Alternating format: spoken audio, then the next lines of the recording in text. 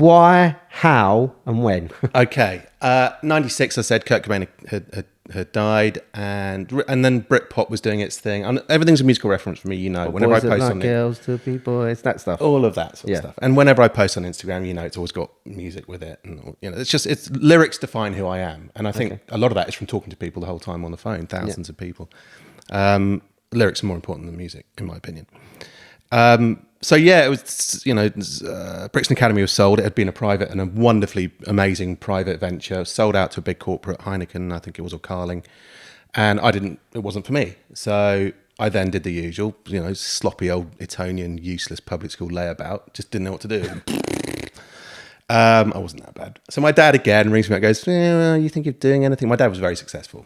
Right. Self-made.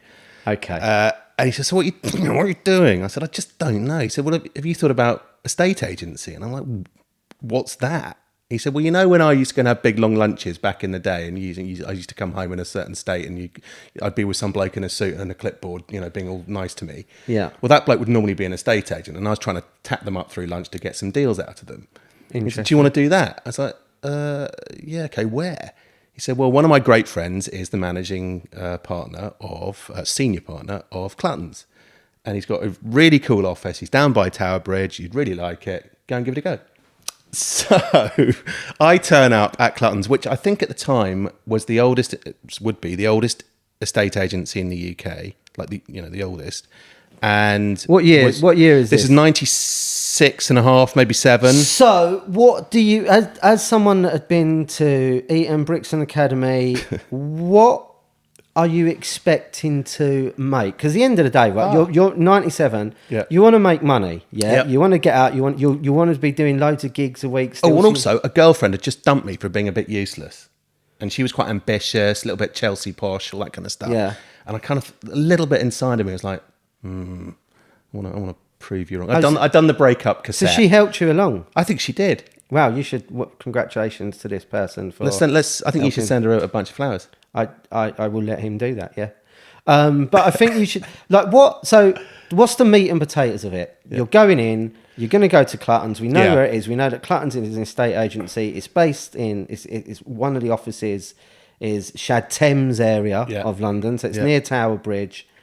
How much money are you going to make, and how much money do you expect to make, or was you at that point yet where you just wanted cash? I just wanted cash. I knew it was going to be more than what I had before, and I knew my living standards were pretty much the same. I mean, it was very basic back then, wasn't it? Yeah. Without wanting to sound too retro, but I didn't have much in the way of overheads. It was really just bare money, and if taking a girl out for dinner, usual crap, quite frankly, when you're in 20s, and I didn't, and I wasn't wanting for a home or rent or anything like that. So for me, it was really to do something. I knew there'd be money at the end of it, and I knew that in property people made money because my dad drove really nice cars and had big houses.